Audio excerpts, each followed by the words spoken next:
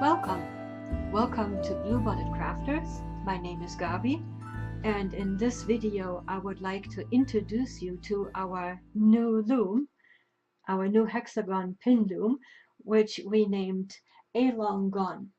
And it's the Elongon 2 inches because the side length here is exactly 2 inches. But I'm already right in the middle. There is a lot to tell, to show and tell. So please fasten your seatbelts and let's get started.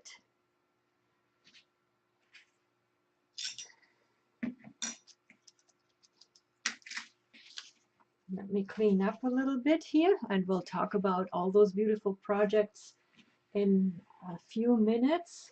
These are the projects that we prepared for our launch so that you have something to try out when you want to get started. But let's take a look at our Elongon first. Can we zoom in a little bit? And here you can see on the left we have the original turtle hexagon pin loom. This was the very first loom that we launched a year ago. And here you see now the new loom right next to it. And this is the Elongon 2 inches. And you see that it looks like those sides are the same. And we have white pins here and here, black pins here and here, which means the weaving on both looms will be exactly the same. So if you know how to weave a hexagon on any of our current looms, you will already know how to get started on our Elongon. If the Elongon will be your very first hexagon pin loom, we have plenty of videos to help you to get started. But let's take a look a little bit more at the basics about elongated hexagons.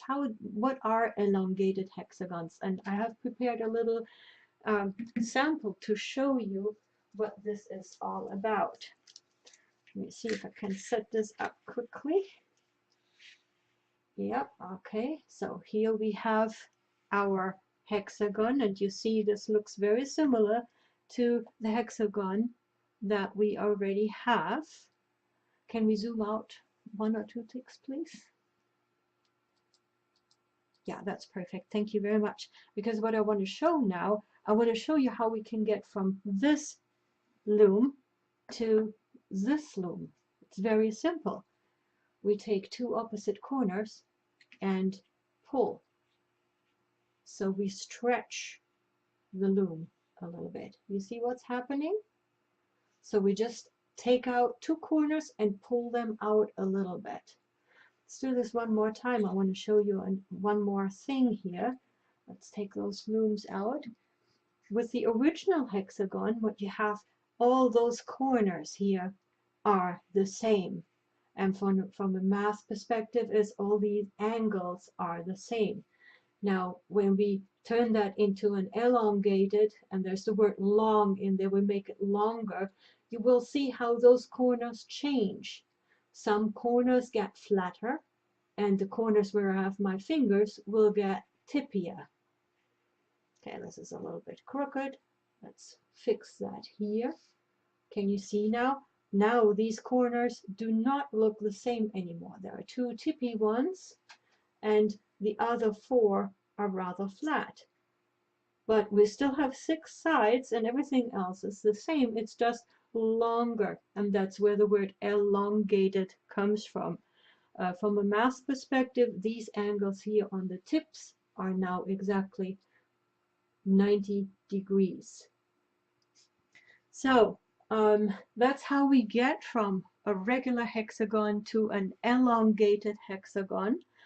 And that's how we got from this loom to this loom.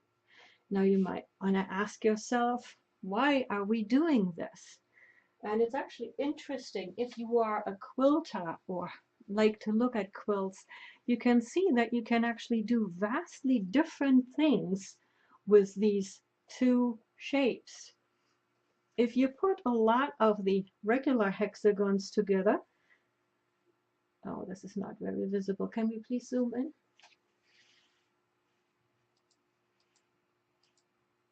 A bit more? More? Perfect, thank you. If you put a lot of the, I call them the regular hexagons together, you get a pattern layout or a fabric like this. If you put something, if you put the elongated hexagons together, you get something like this. And you can say, yeah, okay, I get this, so, but still, so what? And here comes the interesting part. If you take elongated hexagons, you can start to make different shapes. Take a look at this. You have the hexagon, the elongated hexagons pointing up and down, or across this direction. And now if you look here at this pattern, you see that it already looks vastly different than anything like this or anything like this. Another way to show this is if you just take sample hexagons, and I have, whoops, they are still tied together. I made up some quick hexagons on the regular. Can we zoom out, please? Thank you. So these are regular hexagons, and you can see that you can put 3 of them together with the tips touching like this. All right. Now, if you do the same with the elongated, you will notice we have the green one, and let's put the orange one right next to it, and then let's put the blue one right next to the orange one like we had before. There's still a gap. So now we actually have space for 4 hexagons. And you can see now, let me take those regular ones out, that similar to the picture that we had before, let me get this picture again, with the 2 directions. 1, 2, 3, and 4. And you can see that with some imagination, you now have, all of a sudden you have more directions to work with and to design. You have going up and down and sideways, but you can always design something in the diagonals or in circles, and it's opening up a whole new realm of patterns, particularly quilt patterns. If you Google elongated hexagons and add the keyword quilts, you will see an unbelievable amount of beautiful quilt layouts. And what you now can do with the Elongon is you can actually weave them. So you don't have to cut and sew fabric.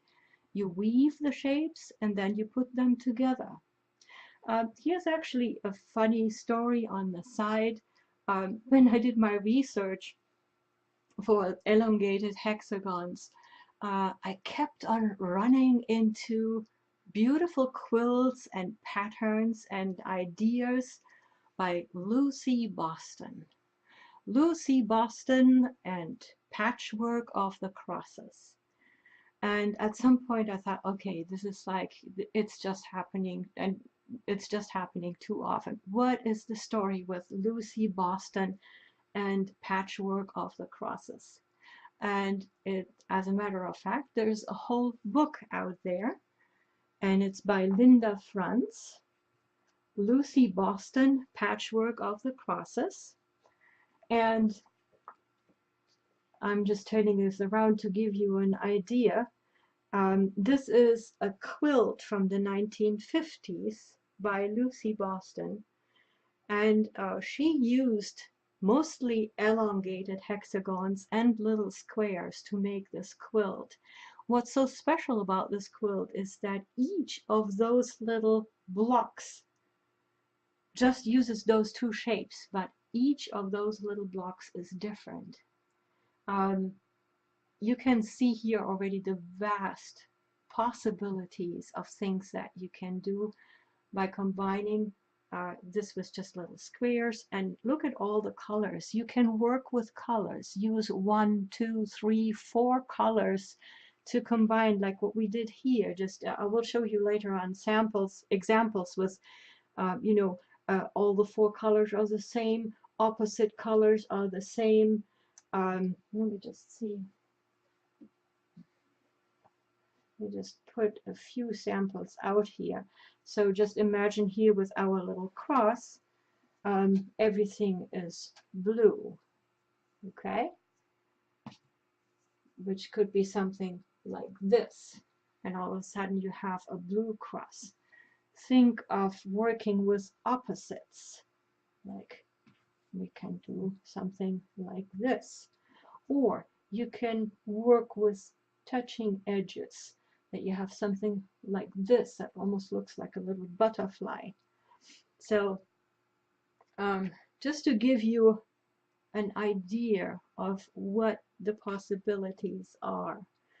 But let's not talk too much about Lucy. I very much appreciate her work, but it was just funny because she pops up so much, and she just taps with her book, with her quilt, into what is possible. But we can definitely take a look. We don't have to make a quilt to use the elongated hexagon. Let me show you a few little things. Oh, and by the way, this was really fun. I want to show you one more thing. You saw all the colors. I just want to quickly show you one page of Lucy's book, just very quickly. Take a look at, this is just 3 colors on all the different shapes and effects that you can get with elongated hexagons. And this is just hexagons. Don't want to show it too much. I highly recommend this book when you get into elongated hexagons, and there's tons of stuff on Pinterest, or if you just Google elongated hexagons, there are tons of ideas. But if you would like to have some structured design and some hints on putting them together into a huge quilt, if you ever would like to make that, I highly recommend this book. Which was funny because after I found this book, one of my test weavers, Kim, came up and said, "Hey, have you ever heard of Lucy Boston?" I was like, "Yep, I have for sure." But anyway, let's take a quick look at the things that you can quickly do once you have your, once you start working on your Elongon. And these are actually 2 designs that my daughter, who also functions as a test weaver, came up with. The very first project that she contributed was this table topper. Can we zoom out a little bit, please? Thank you. And you can see here, these are 2 colors, black and white. This was actually leftover Let Lopi yarn from a knit along that I participated in this winter. And so this was like, here's the loom. And yeah, I don't have any wool, or I don't have any yarn. Well, here are some leftovers. And a few days later, she came and just showed me this. Was like, Mama, I love it. So anyway, let's take a quick look. This is something all made with just the Elongon 2 inches. And you can see the shapes fit just perfectly. What Edith did is she made 12 black hexagons and 12 white hexagons, started in the middle with a 2-colored cross, and then just let them spread out in little swirls. This makes it great table topper, or the wife of my loom maker actually said, hey, this would make a great top to a pinafore dress.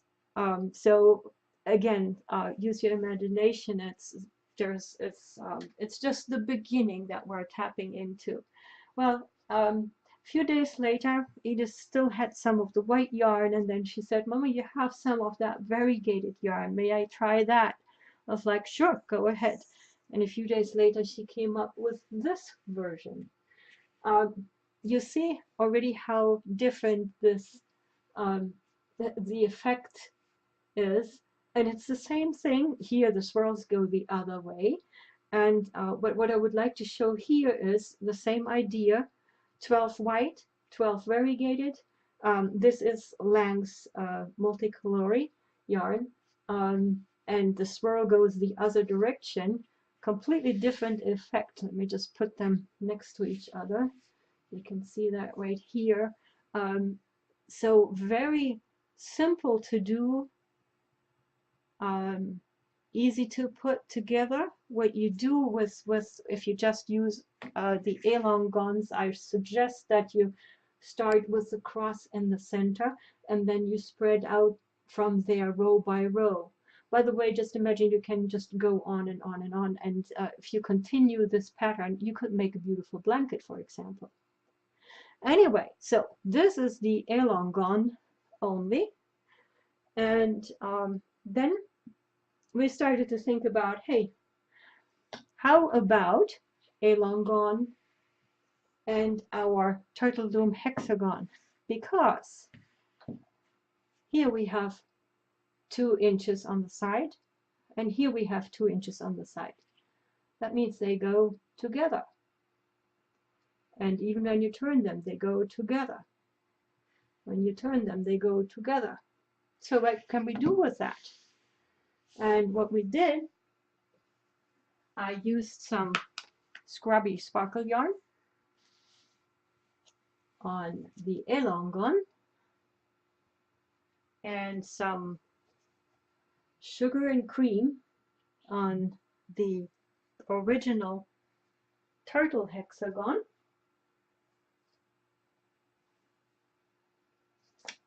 And out came, let's see if I can put this together so that you can, I know how I can do this. Let's do it like this. Out came a sunflower scrubby dishcloth. And I'll show you very quickly how this goes. The center is a hexagon in the sugar and cream, just one. And then each of the petals is the new elongated, and it's put over here with one of those sides connected to one of the hexagon sides, the turtle hexagon sides. And then you make 6 of those and just go around like this. 3, 4, 5, 6 when you sew them together. And here is your dishcloth, sunflower dishcloth. Choose different colors for different flowers. You know, I can imagine with a blue makes a nice forget-me-not or what have you. Anyway, so this is another great starter project. If you already have the original turtle loom and you add on the Elongon 2 inches, here is your starter project. Now, if we can combine this, then we should be able, the original hexagon loom, then we should be able to combine our new Elongon with pretty much anything that has 2 inches in side legs. Can we do this? Of course we can. I dug out my vintage Weavette 2-inch pin loom, which makes those cute little squares. Let me just grab one like this. There we go. So here is our 2-inch Weavette. And by the way, this could be the Weavette, or you know, here is the Hazel Rose 2-inch, or any other 2-inch square loom that you can find or already have.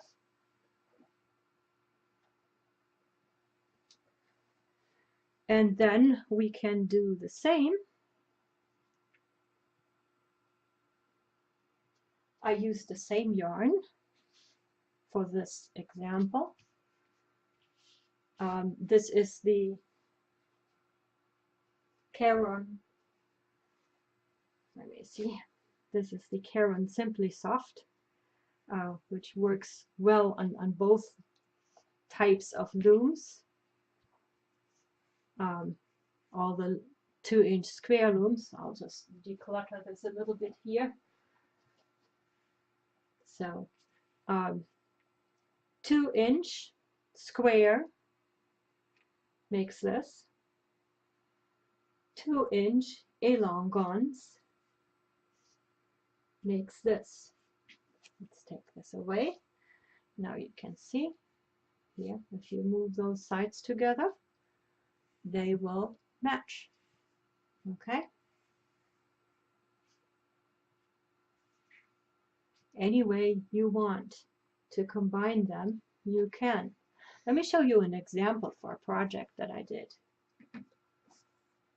And again, this is a very small and quick starter project. And I'll show you a few tricks in a little while. Can we zoom in one or two, please? Perfect, thank you. And again, you can see here the cross that we started with. It's made of 4 Elongons.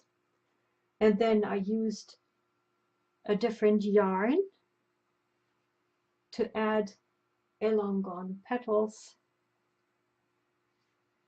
out here. I'm just double layering them for you so that you can see them a little bit better. Okay, so start with the cross in the center. Make 4 Elongons in a different yarn or different color. And then I had a stack of those little 2-inch squares, and I just put them around here as a border.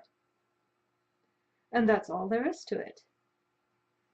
Okay, so what you need is 4 green Elongons, 4 brown Elongons, and 8 of those little squares to make this beautiful little table topper or placemat. Now, this is a great starter project, but you don't have to stop here. What you can do, just keep on weaving. Oh, by the way, before I forget, I just want to point out one really cute thing here. You see, you know that the 2-inch squares have those scalloped edges, which go beautifully with the straight edges of the Elongons. It makes a perfect finish, and you don't even have to do anything. Oh, let me just show you the wrong side of this little guy here. People frequently ask, do I have to do something special when I sew them together? When I sew hexagons together? The answer is no, not really. I'm usually using whip stitch or overhand stitch and just go around. The thing is that the sides are so short, you know, 2 inches. You can just hold them together like this and just whip stitch around it. And then when you fold it up, it will be just fine. Okay? And so this is what I did here too. Even with the scalloped edges against the straight edges of the elongons.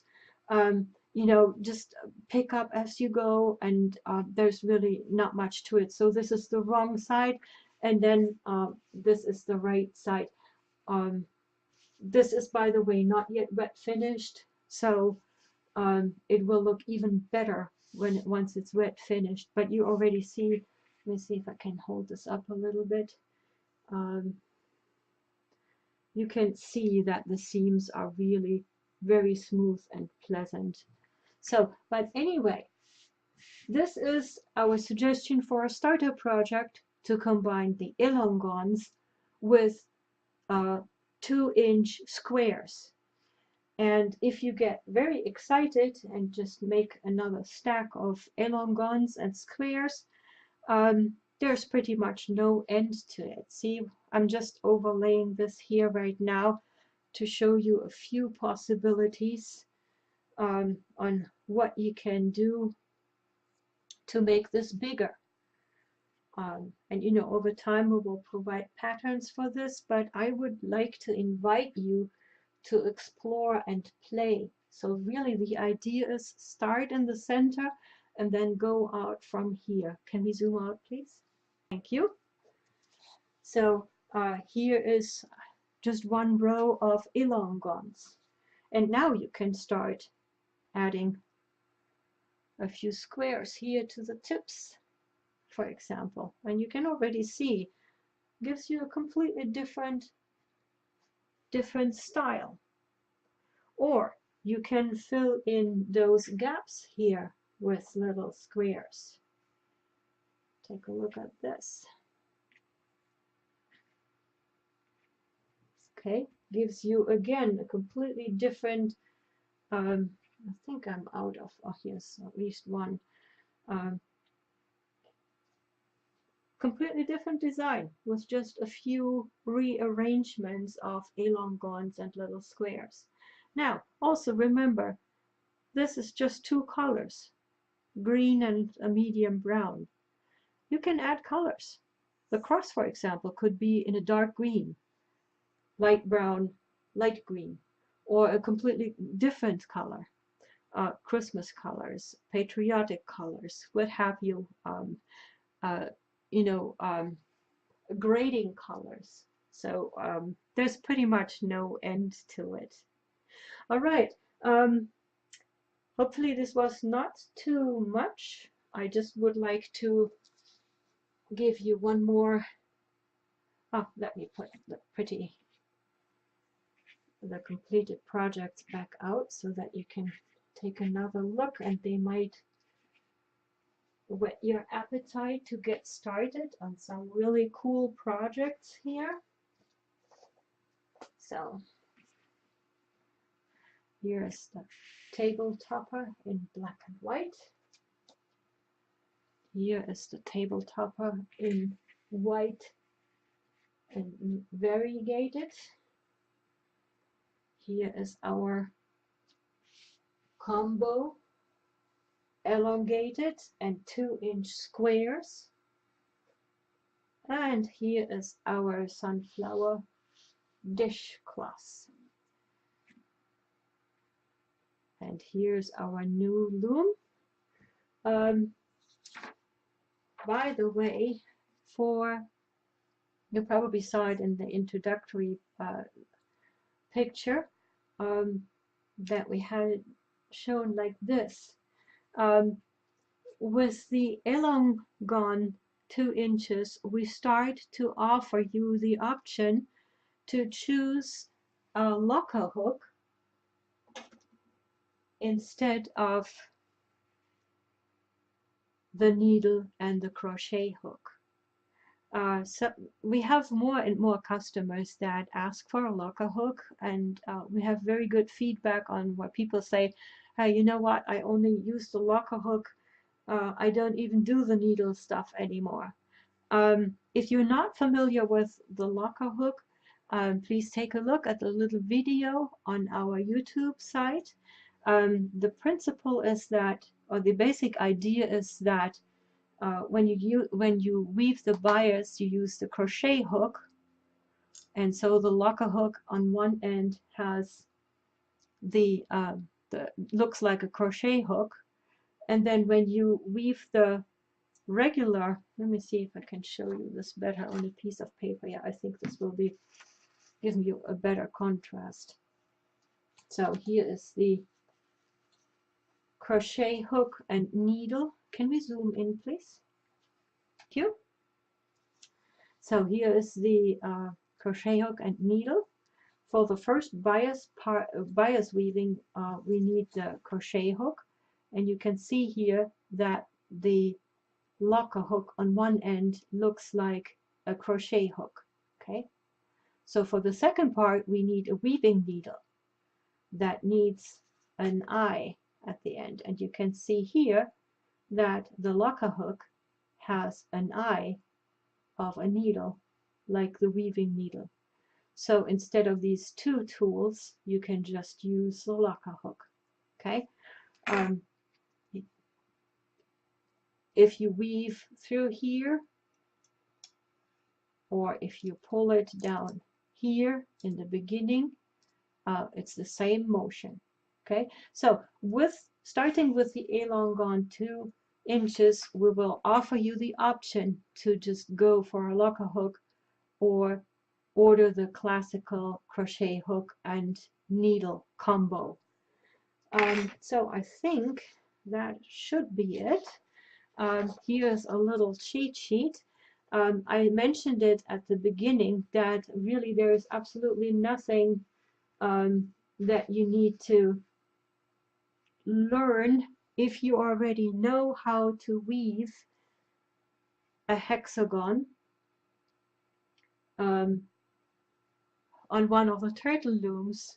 You know how to weave the Elongon.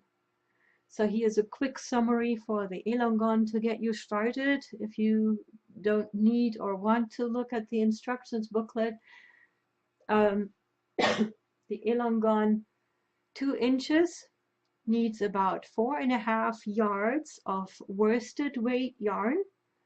In our projects, you will have a few sample yarns, or just look at any other of our projects. So any worsted weight yarn will do. You will need about 4.5 yards for one Elongon or elongated hexagon. And again, you start with the bias weave to fill in the warps, and then for the second part of weaving, what we usually do is we count the reps to measure the yarn. And what you will need here is you need 4 reps around the whole loom to get the right measurement for the second part of weaving. All right, I would say that should get you started. If you have any questions, please contact us at turtleloom.com or hello@Bluebonnet, or on Facebook, or on our blog. We watch it all and we'll reply as quickly as we can. Most of all, we're looking forward if you join us on this adventure of exploring what you can do with elongated hexagons on pin looms with our Elongon. Thank you very much for watching. Bye. Auf Wiedersehen.